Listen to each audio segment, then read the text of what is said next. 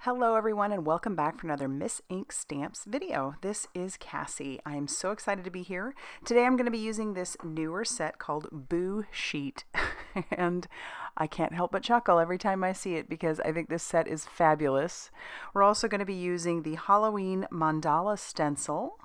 This is so pretty and I love all the detail to it. We're also going to be using the Starry Night stencil, and then I do have an embossed circle window slimline die. Let's go ahead and get started with our background first. I have some watercolor cardstock that I've cut down to 3.5 inches by 8.5 inches, which is about the size of a slimline, the ones I like to do. I'm putting this in my splatter box, and then I've grabbed out the Halloween Mandala stencil, and I am spritzing some Distress spray stain in the color Wilted Violet. And I did it on the two corners there. I let that dry, then I ran that through my die cutting machine with the embossed circle windows.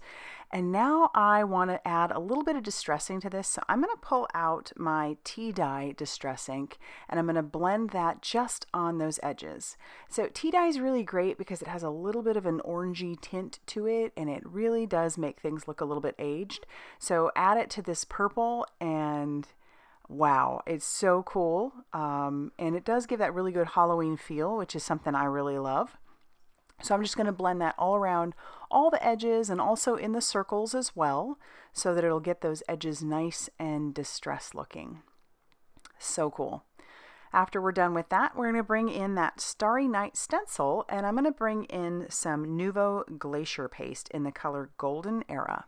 This stuff is super creamy, and so I want to make sure that my stencil stays put. I'm going to tape that down, and then I'm going to grab out a palette knife and just spread that all over those stars right where that is going to come in contact with that paper.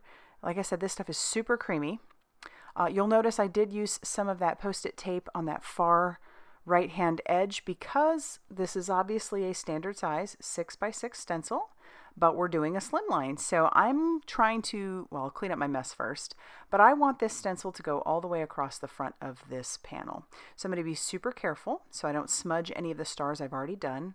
I'll move my tape to that right hand side where I didn't use the stencil already before. And then I'm just going to take that stencil and be very careful to line it up just kind of where it's going to,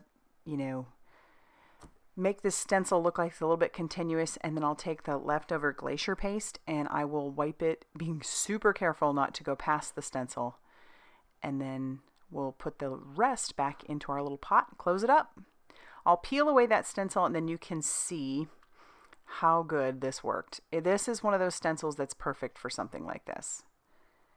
And it's great. So now I've used those two stencils. I'll show you up close how this looks. I love it. I love how these combine on top of each other. Super fun.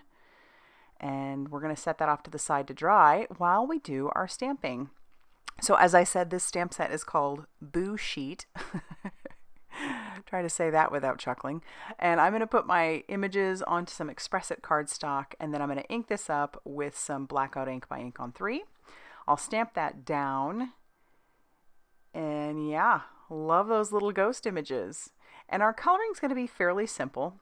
I am going to start with my darker shade. That is not typically how I color. Typically I color lightest to darkest, but in this case, for whatever reason, when I use grays, I go dark to light. So I've put down my W3. I wanted to use a little bit warmer tones. And then I'm going to come in with my W1 and blend that out a little bit. Just a little. And then we'll do the same thing for our other little ghost. And then blend that out again. Like I said, this set is fabulous, obviously for Halloween. But if you read those sentiments, so many of them are so good for so many occasions that I feel like this set just has so much longevity. I am definitely going to be using this set for all kinds of occasions. It's just so much fun. I did stamp out the Boo balloon along with our little jack-o'-lantern like candy bucket. So I'll color with some purples on the word Boo. And I'm starting with some V17.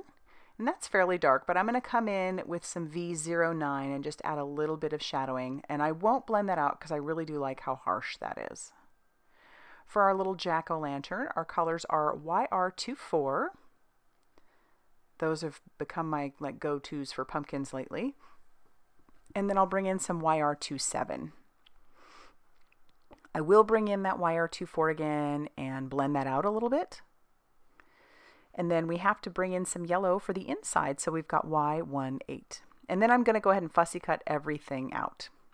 Our card base is going to be some of this dark cardstock, this dark purple cardstock that I had in my stash. I originally cut down 4 inches and then cut off another 1/2 inch. I'm going to use that for my sentiment later. And then my base was 7 inches by 8.5 inches, scored at 3.5 inches. I was going to use that purple panel that you see underneath my scoreboard, but I end up not using it. And before I go any further, I do need to stamp on the inside. I love doing that for my cards. If you've never seen me create before, I love doing that. So I'm going to bring in another little ghost and our sentiment. We're going to put that in that lower left-hand side, close the door of our Misty, and then I'm going to pull in a magic powder bag because I want to do some embossing on this. And I'll pull out some juicy embossing ink and we'll stamp down our ghost. And then we'll pull those off fairly quickly because I do want to put something in our little ghost's hand. I'm going to put a sucker in his hand. So I'm not going to put powder on it yet. This will stay wet for a little bit. And then I'll ink up part of that lollipop to make it look like he's holding it. And then now I'll cover all that with my white embossing powder. I have a few stray bits that are bugging me, so I'll wipe that away with a dry paintbrush, and then the rest just don't bother me. So now we're going to heat set that till that is smooth and melted, and you'll know that it is because it'll go from a matte finish to a shiny finish, and you'll be ready to go. Now you'll notice there is some residue, but I'm not worried about that. You can wipe that away.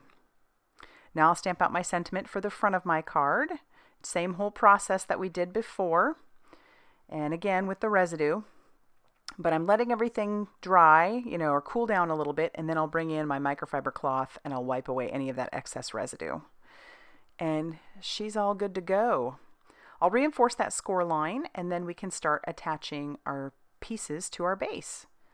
So I'll just go right to the card base using a little bit of liquid glue on my panel. You could pop this up with some foam tape if you wanted, really go to town with that, but I just decided to make this a little bit more lower profile. So now once I've decided where my little ghosts are going to go, I'll start gluing them down as well. And then we do have our boo and our candy bucket. So I'm going to have our little center ghost holding both of those. These ghosts are, and you know what, they're easy to color. Talk about coming up with some quick cards, I'll tell you. And then he'll be holding his little boo balloon. And now I have to cut down my sentiment strip, so I'm just going to put a little flag banner in each of those ends. And yes, it's not perfect, but I don't care. I'm happy with this. I love it. So I'll glue that down as well. And then once that's on there, that's actually going to finish off our card for today. So I love it. I hope you do too. If you liked this video, be sure to hit that like button and definitely consider subscribing if you haven't already done so. And be sure to check out all that Miss Ink Stamps has going on. Have a great day.